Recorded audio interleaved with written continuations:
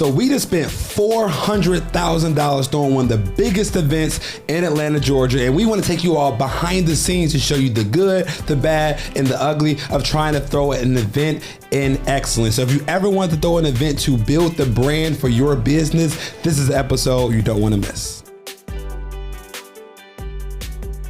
What's up, everybody? Welcome back to another episode of the Melanin Money Show.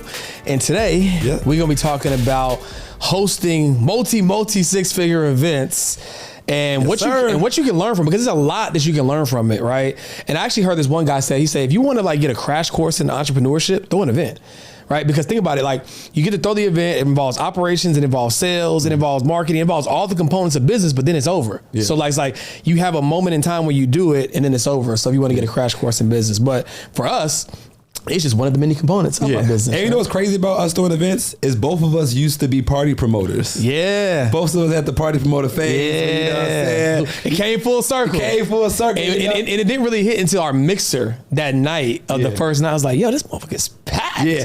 I was like, why does this feel familiar? Yeah. You know what I'm saying? Yeah. Back in my RTB days was the name of our party promoting group. Rubbing That Bread, don't judge me. Rubbing That Bread is crazy.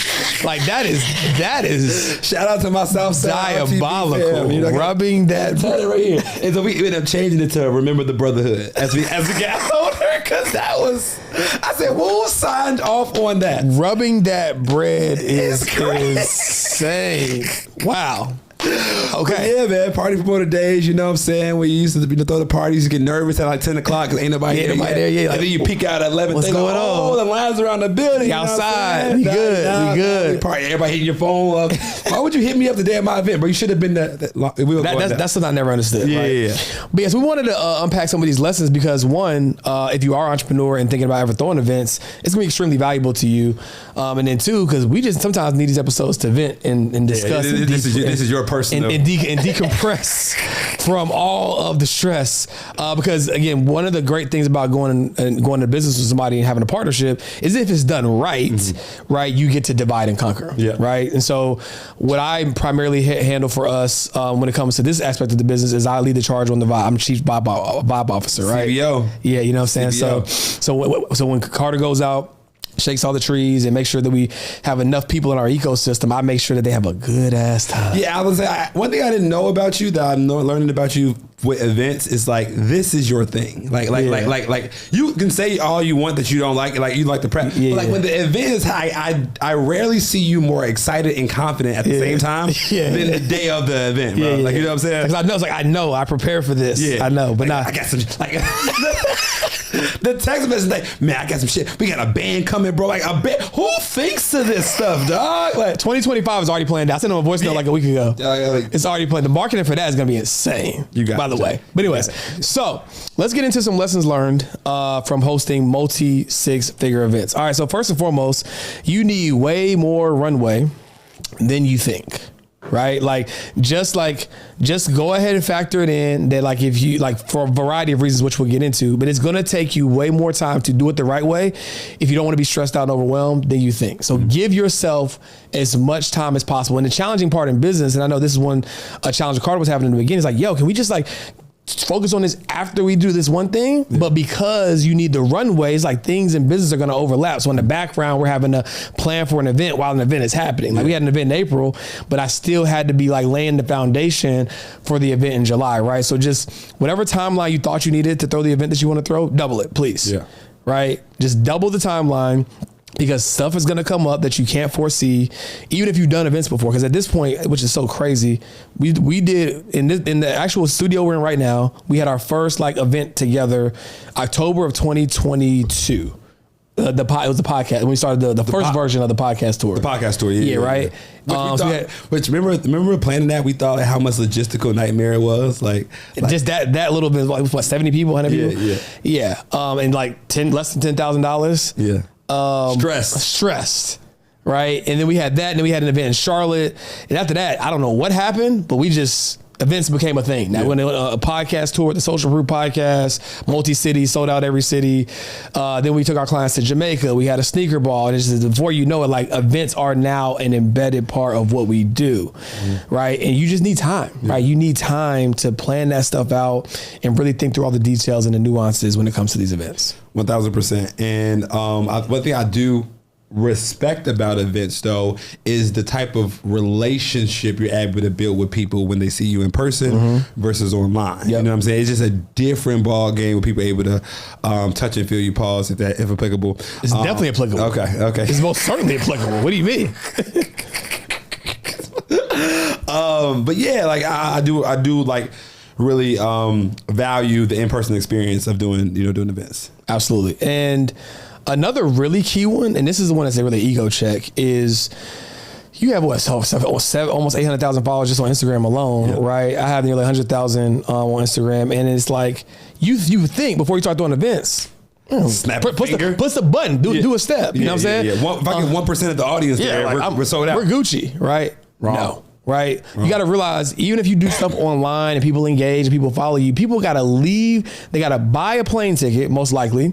They got to buy a hotel room. They got to get that drip, buy a ticket to the event, get that drip because they want to put that shit on, right? There's a lot of things. Hire the babysitter, right? It's a commitment to get people to show up, right? So you have to have a disproportionate level of value exchange before you throw an event, so that by the time the event comes, people are like, oh, no question, I got to tap in with these guys. I owe it to them to tap in with them, right? So when you think about that, this is why events are so crazy, because now from a content creation perspective, you got to ask yourself, am I just jabbing, right? Am I just right hooking people, like asking, selling, versus actually building genuine connections with my audience, so that by the time I do say, hey, come to see me in Atlanta or wherever your event is, people are knocking down the door to show up, right? So you have to think about that in your content strategy. If events are going to be a thing that you do, how can I overwhelm people with value at scale? Because you got to remember, of that big audience that you have, only a small percentage are going to be your actual ideal clients, right? But there's a difference between, and shout out to Monray, there's a difference between clients and fans, right? People are fans. I'm not saying like we're larger than life and we're celebrities. I'm saying people who are fans of what you do. They might not be able to spend whatever it is to work with you, but they are in love with who you are and what you represent. And those are the people who will show up for you in person. Those are the people that are going to talk about you in rooms that you're not even in. Like, you got to tap in with those brothers, right? Like, those are the people who will show up at events. So even though they might not be your ideal client, these are the people that you got to continue to nurture online, so that when it's time to do an event, you're not worried about people showing up. And we got a whole, I'm not going to spill my candy in the lot, we got a whole plan. Don't you worry. But how we're going to disrupt the market and add value at scale, so that when it is time for us to do an event, be like, okay, great. Like 80% of our tickets are sold with our core audience. Right. And I think the biggest distinguishment for me in learning this was, there's a difference, like you say, that just because you have an online audience don't mean you're going to sell out an event, bro. And you have to check the ego at the door, because like what I found myself doing, and I had to check myself, like, yo, like y'all really rock with me, like y'all ain't like, you know what I'm saying, like I got all these people that follow me that I add value to, and then they don't show up to your event and you start feeling a way about it. But you have to understand the level of commitment it takes for somebody to leave the house and all that stuff like that. So you need to look back at yourself and say, what am I doing wrong, or how can I add more value so that when I do throw an event, people are just like artists. Artists, you know, you might have fans or whatever, but then you try to do a concert, try to do a tour. That ticket sales looking shaky, a little funny in the light. Exactly. It should make you reevaluate yourself as a creator, as a musician, as an artist. How can I go from having people that like me to having people that love me? Right. You know what I'm saying? And going. Pause if applicable, going deep versus wide, right? Because it's like, you want to go deep with your audience, because it's like, those are the people, like, you know, that artist that was on the come up, like it was in the kind of the small little rinky-dink place, but the line was around the corner and it was packed out. Like, that's the audience you want. You can build that at scale, but you have to identify what that looks like first, right? You first got to figure, this is what it looks like to have this type of audience, and then you can expand out, but you got to build that. And it means sometimes you got to do the unscalable to scale, right? So for example, business hack, right? So I'm pretty sure everybody watching this understands what mini chat is, right? Comment a keyword, send to automation. And that's great, right? That's great for some things. But you got to remember there's people behind the profile, right? And as the market continues to get more sophisticated, it's like, oh, okay, like, yeah, it's another little automated resource, like, versus knowing that did Carter or George actually take a second to say what's up or to acknowledge this message. Those are the things. You can optimize revenue, you can't optimize relationships. Yeah, I mean, and if somebody like Taylor Swift can take time of her day to pull up to her fans' weddings, surprise them, and like do a musician. I was doing some market research about like how she blew up her brand so fast. Yeah. And for like 2 years straight, bro, she would have her team found the time to go through a fan letter. Somebody was getting married. She would pull up to their wedding and do a surprise performance. She did that for like 2 to 3 years, bro. Yeah. And then now she has this massive audience of fans that love her, because even it was bigger than just performing for the fan. It was her fans seeing that she would do that if you were a fan, and it made them become a bigger fan. So it really checked me like, okay, what can I do as a creator to build that type of love with my audience so that they can like really, really like truly rock with me at that level. Yeah, I mean, because at the end of the day, like again, there's people behind these profiles, right? And it's like as a business owner, as you start to become more successful, it's like, well, you're further and further removed from your business. The ego could be getting in the way. Like I shouldn't have to do that, right? Yeah. Like no, like people can choose to direct their attention to anybody. People can choose to spend their money with anybody, and if they're choosing to spend either with you, you need to show appreciation for that, right? It's not, don't be too big to like go to your client list every now and then and just like send a voice note or send a message or create a little quick video. You can send them via DM or something. Like these people are bought into what you have going on, right? Sometimes it's okay to step down from your high horse and say, you know what,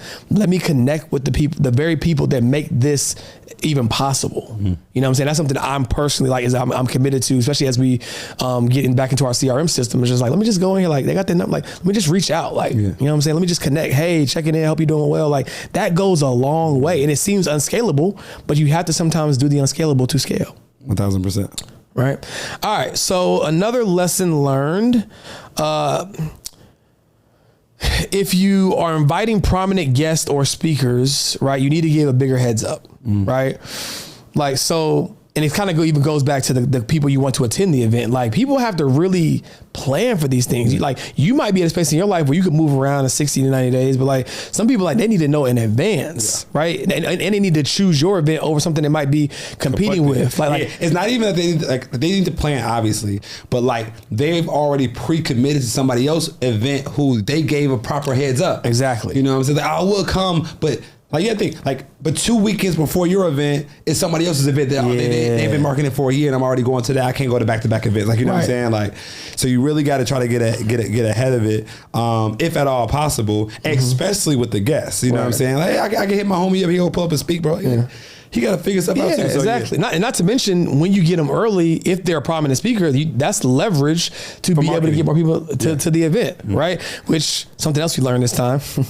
So we have an award show, right? In our mind, we're thinking like we're celebrating people, right? Like we're highlighting, amplifying people. And so we had a bunch of people that were nominated for different categories on the flyer. And it's the first time it happened, and it's the second time we've done the award show.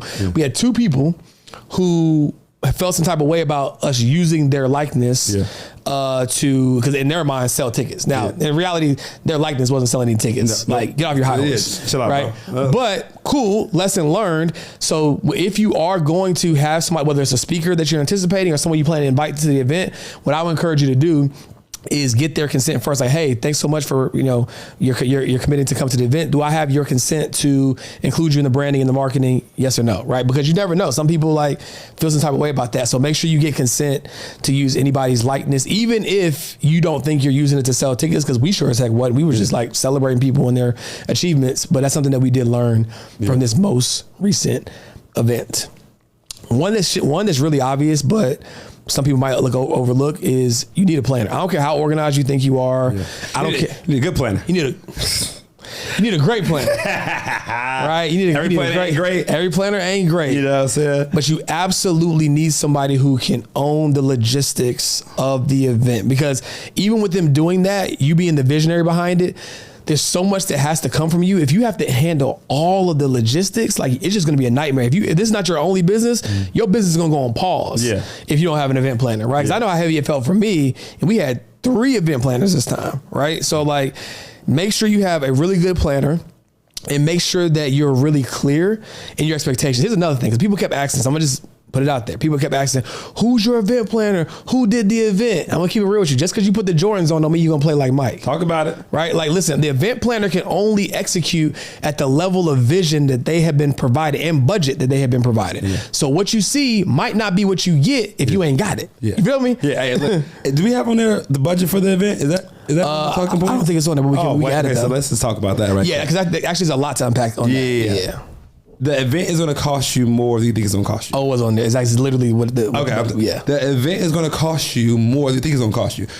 Like, do not think events are cheap. They're not cheap. If you don't have I would rather you not do an event than do an event at a low quality. And then it's not a good representation of your brand. Because every event that we've done, people will be like, it's like reaffirmed and also like wow some people to the point like, damn, I knew y'all was doing y'all thing, but wow. Yeah. You know what I'm saying? Yeah. So like, it's an opportunity to physically showcase like the physical manmanifestation of your brand, right? And if you don't have the budget to do it right, just don't do it yet, right? It's okay. Don't do it yet. But here's what I learned how to properly get closer to hitting your target when it comes to budgets, right? So first and foremost, if you have an event planner, they are using you for their portfolio, right? A good, right, wrong, or indifferent, right? So they're excited about what they're going to be able to bring to life. So when you say my budget for the event is this, right?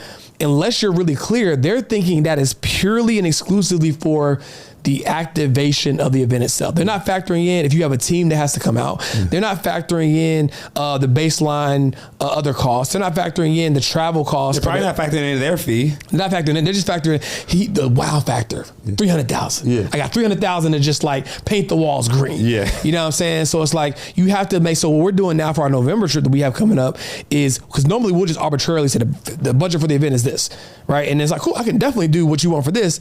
Oh, but I wasn't factoring in travel, event, please. And then now you got to start unraveling it. So what we're going to do on the front end is we're going to have a conversation with our event planner and say, here's what's on our list that has to be factored into this total macro budget. Our travel, we're bringing out 10 team members based upon the hotel that we selected. We already pre-researched that it's about this, this, and this. Based upon that, right, what's a budget that we can land on that makes sense so that we don't go over budget? Because it's not even sometimes how expensive it is. It's thinking that it's going to be one price, and then it's like, oh shoot. And then like you're already committed. You have to cut the check. It went from 100,000 to 140,000. You know what you're going to do? Cancel the event. Right. You're already $100,000 in the hole. Right. So like it becomes a expense creep that you have to cover.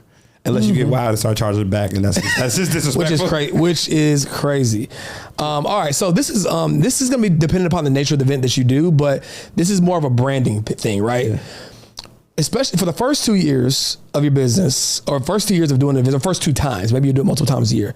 Don't expect to profit from the event, right? Now, if you know something I don't know, which I'm sure that you do, because we don't do events for a living. Well, now we do, but like you have to create the prototype and you have to like go through the trenches in the process of understanding what it takes to do it before you can figure out where you can create the margin and the opportunity to be profitable. Right. So like if you go into it thinking like, yeah, I'm gonna throw this event, I'm gonna sell out every ticket and I'm gonna get this much money in sponsor, and you're banking on that, you mean sadly mistaken. Yeah. There are easier ways to make money, guys. Yeah. Like if the event, there are business decisions and there are brand decisions. Okay. An event is usually going to be a brand decision. Right. To help indoctrinate people to who your company is, who you are, X, Y, Z. Business decisions are focused on how to make more money. Like if you like just divide the two, because people ask like, hey man, how much y'all cash out from the event? Bro, that was a brand decision. That was a brand decision. You know what I'm saying? That was a really expensive brand decision. We want to make it rain. We're not doing an in-person event. Right. But let's unpack that right a little bit, right? Because like the whole reason why we want to talk about this episode is one, to share with y'all about like what our events is and going behind the scenes, but like, why did we do the event, right? So in business, when it comes to growing your business, you can leverage advertising, you can leverage marketing, and of course, that's to translate into sales, and of course, what all that's wrapped in is your brand, right? So advertising is when you say, you know what? I want to spend money to get in front of people who I think will buy my stuff. Simply put, right? That's advertising. And that's something that everybody should do at a certain point, right? Marketing, right? You might not necessarily spend money on it, but it's what you are saying. It's the money you're putting behind the advertising, right? So when you do marketing, it's like, okay, this is what I'm saying about my business, right? This is who we are. This is what we do. And you can decide or not decide to advertise and put dollars behind it, right? Is what you say about your business. And of course, hopefully that translates to sales. Creating content, right, stuff like that. It's free. You don't have to pay for it. Getting in front of people, saying your message. Right. So marketing is that like the unpaid version of acquiring a customer. And branding, right, is what other people will ultimately say about your business, right? It's like, what story are you telling to where now people, like when someone asks them, what is Melon Money about? Like, oh yeah, it's a brand. They're on a mission to help 100,000. Like we may have said that in some shape, form, or fashion, but when you brand the right way, your brand is telling that story and people are identifying with that when it comes to determining like what your brand is, right? And the reason why brand is so important, because when you do brand right, it actually helps you decrease the conversion cost on advertising.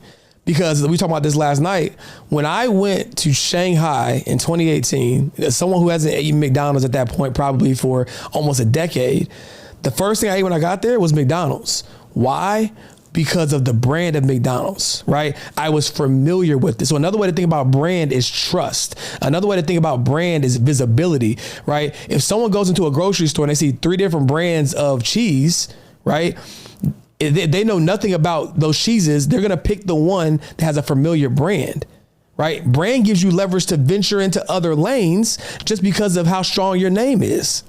Right? So the reason why you make brand decisions is because it's a longer term play that gives you infinite leverage to tell a story about who your company is, to get people talking about your company without you having to talk about it. Right.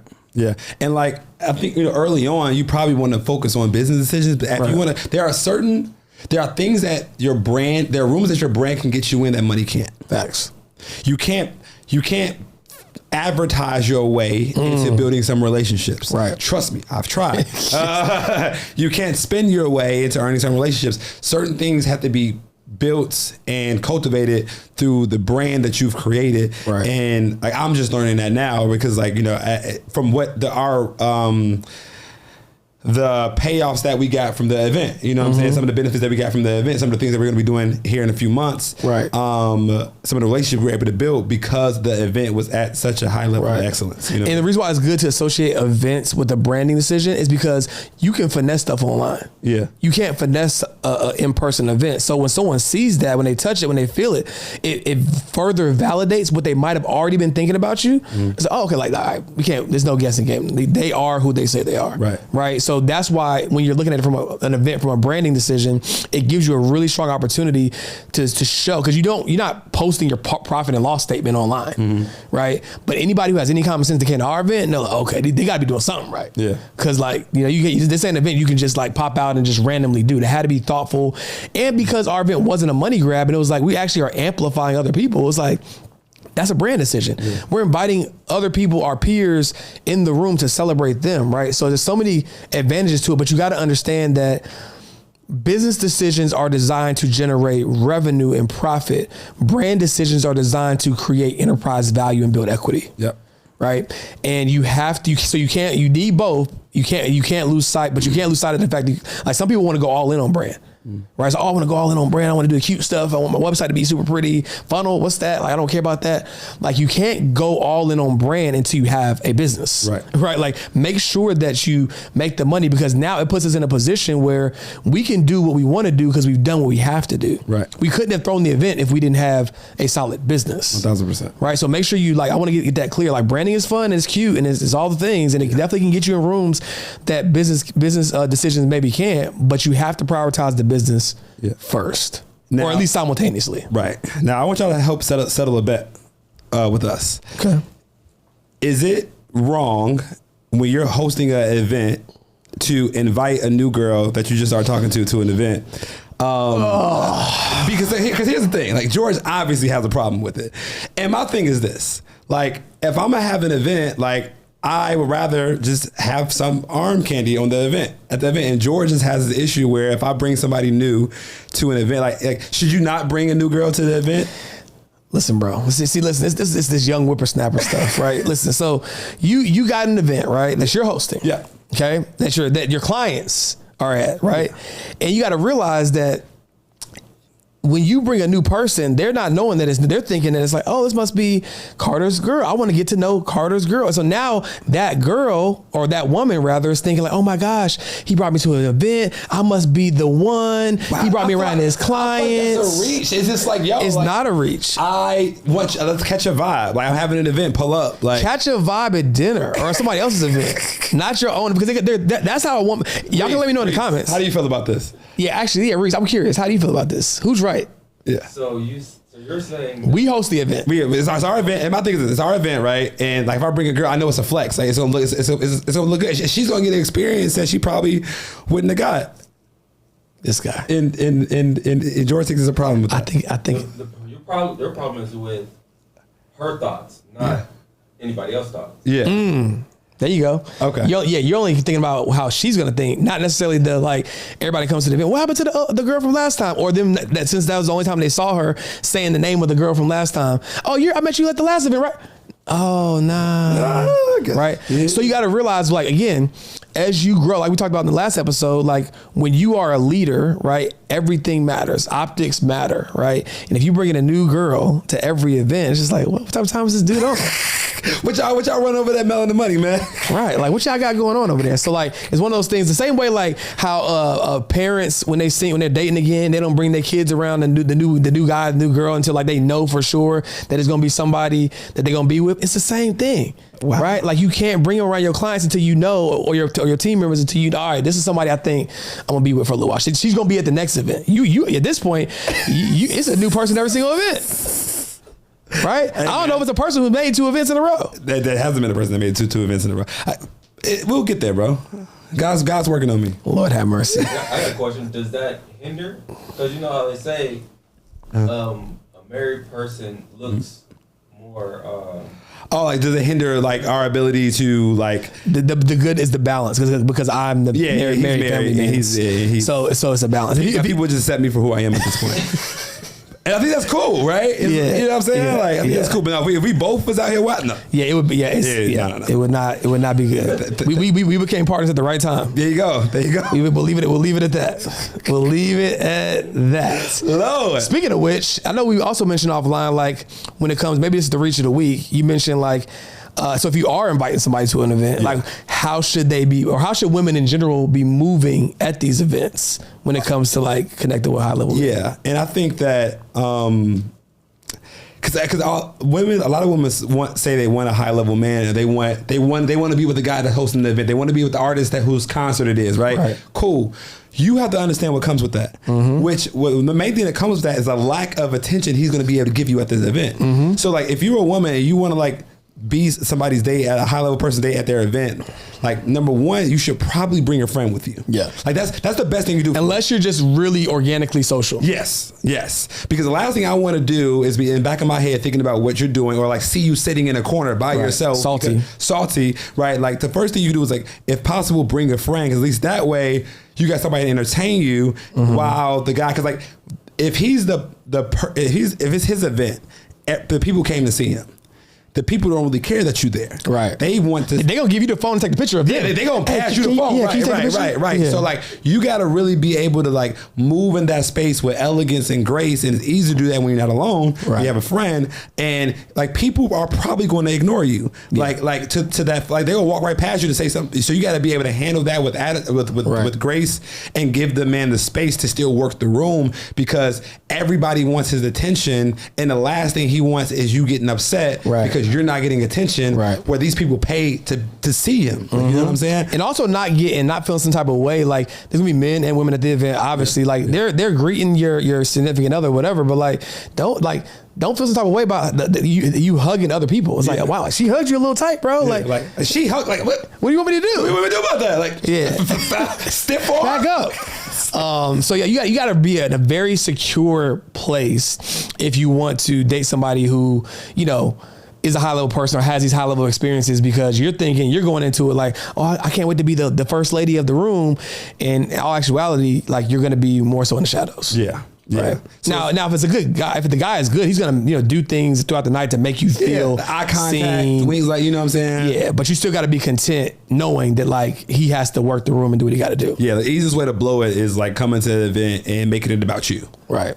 That would be the last event. When are we leaving? Or when? Like, yeah. Okay. Well, don't worry, because you ain't coming back. And when you leave, you can leave now, actually. Uber's outside. Yeah. I called you Uber Black. You know what I'm saying? I got class. Is it good etiquette for her to network? I would say if she can't, then you got the wrong person with you. Come on. Yeah, if she go to church today. If she can't, she's supposed to be an extension of you. People should be coming back to you like, man, I got a chance to meet your girl, man. She's really solid, great conversation. She's your better half. If people aren't on that type of energy, that means you got the wrong person. Yeah, word to. In Carter's defense, it's not. Yeah, true. And that's one of the biggest reasons. At least I'm gonna say it is. I bring a new girl to the event because if you can't work that room right, I've seen all I need to see. So no girl so far has worked the room right. No. No. Yeah. Okay. Yeah. So now that was a crazy finesse move. Yeah. So this is the testing ground to see. I'm trying to expedite the time, bro. I'm trying to expedite the time because there's nothing for me more attractive than watching a woman walk into a room and uplift the energy in the room. Mm-hmm. You know what I'm saying? Because think about this. When you go to dinners and stuff with high level guys, if your woman can win over the other women, those women are going to be back in his ear. Right. You need to be doing business with so-and-so. Yeah. No, because they want to see selfish. They want to see her again. No. Take his contract. Yeah. You know what I'm saying? So that type of woman will be worth her weight. That's a fact. I get to benefit. Yeah, I was saying word to Madge, and that's probably Madge's fault because I've seen how it's done at the highest level. Right. And now I can't unsee it. You know what I'm saying? Right. So it's a necessary trait to have in your significant other, especially if you throw events or you're just a high level person in general. Yeah. I think we touched on a lot. I think there was only other one I wanted to touch on is talk about profits. Oh yeah. Be mindful of what venues you select to throw your events, right? Because convenience comes at a premium in the event planning space. Oh, convenience comes at a premium. Hotel. You want to open a hotel? Hey, listen, don't throw me with a good time. At the very least, an event space. Hey, anybody out there who has any experience with event spaces, let us know because we might be in the market for a commercial space so that we can not only have a space for our own events, but then rent that joint out all year long. It's called Billionaire B. Yeah. There you go. Billionaire B, we're going to give you a call, man. We need a big space that can hold at least 1,000 people. Yeah. But yeah, so be very mindful because again, you might think this hotel is so nice. It's a vibe. You going to pay for that vibe. They going to hit you. Hey, look, that yeah, listen. I feel like the hotel managers, the new car salesman, man, the used car sale, bro, they gonna hit hey, come on into the office, bow, fees, taxes, boom, chair, water, they gonna hit you left, right, and center, over the head. So make sure you're mindful of that, right? So the things to ask for you want to get clarity on is food and beverage minimums. That's what's going to drive up a lot of your costs.